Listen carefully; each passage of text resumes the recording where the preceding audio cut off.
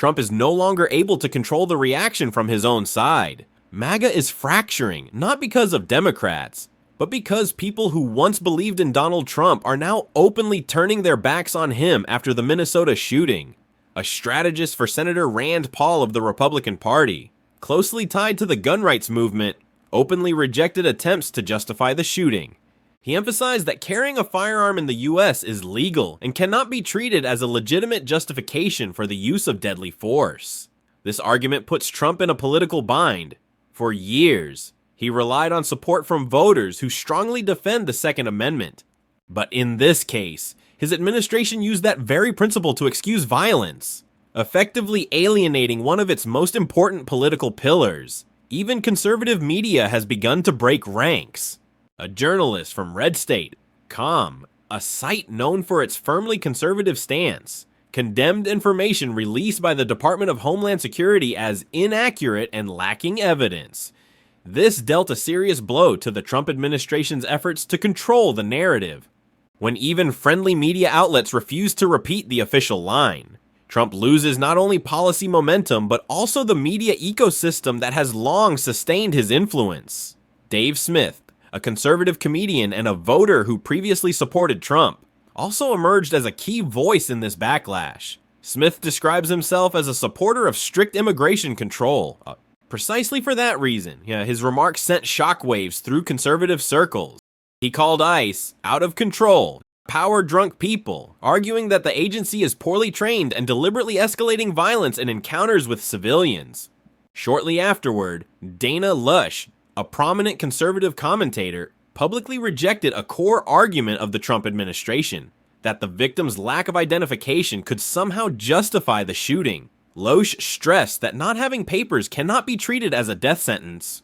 A Minnesota state senator from the Republican Party called for a pause in tactics and urged a de-escalation of tensions.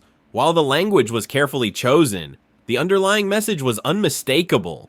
ICE's presence and conduct are causing serious instability at the local level, and continuing operations in their current form will only make the situation worse. Taken together, these reactions paint a clear picture. Trump is pushing himself into a minority position. This is an issue on which a majority of the American public does not side with him, and unlike many previous controversies, he cannot offer a simple us versus them framing. This time, they includes not only Democrats or liberal media, but also people who once supported him. The unusual silence from Trump and J.D. Vance during the most critical hours further reinforced this conclusion, while Trump often exploits even minor incidents to attack opponents and shape the narrative. The Minnesota case was conspicuously avoided. His posts shifted to unrelated topics such as natural disasters and miscellaneous news. This was not accidental, but a sign of an administration that understands any direct statement could make matters worse. Unlike past disputes, Democrats did not limit themselves to condemnation or press conferences. They chose the most direct pressure point: funding.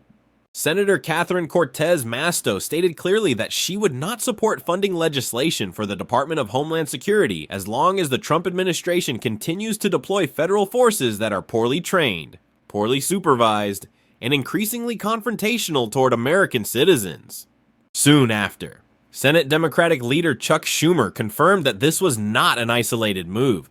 The Democratic Party would not advance funding for DHS unless the Trump administration agreed to change how ICE operates. Alongside the congressional front, another development proved just as unsettling for the White House: a shift in tone within the MAGA media space and among right-wing podcasters.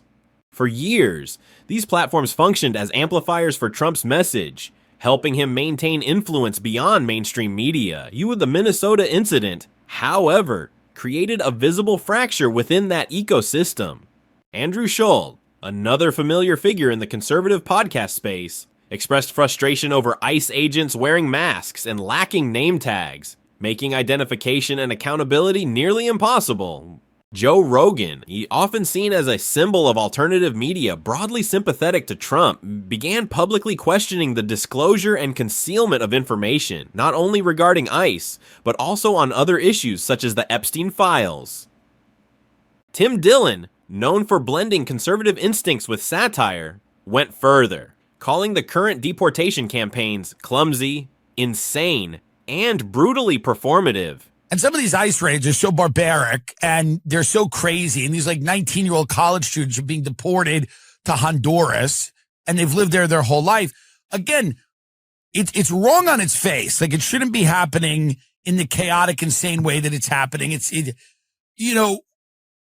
When you look at someone, a grandmother, get handcuffed and zip tied and thrown into a car by a bunch of masked psychopaths.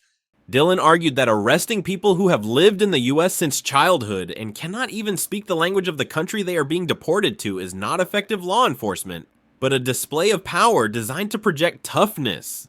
The turning point in this media shift came when Bernie Sanders appeared on a podcast outside the traditional Democratic media ecosystem. Sanders did not merely criticize Trump, he offered a clear analytical framework, arguing that ICE is being used as a form of domestic army, serving a strategy of intimidation and power projections. All of these developments place Trump in a situation that is both familiar and unfamiliar. Familiar, because he has faced crises before. Unfamiliar, because this crisis does not originate from a clearly defined opposition.